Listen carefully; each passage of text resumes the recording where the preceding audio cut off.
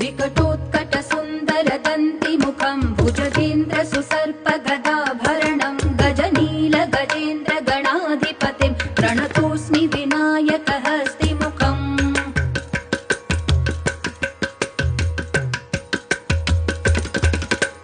सुरसुरगणपति सुन्दरकेशं ऋषि गणपति यज्ञसमानं भव भव गणपति पद्मशरीरं जय जय गणपति दिव्य नमस्ते गजमुखवक्त्रं गिरिजापुत्रं गणगुणमित्रं गणपतिमीशप्रियं गणपतिमीशप्रियं गणपतिमीशप्रियम्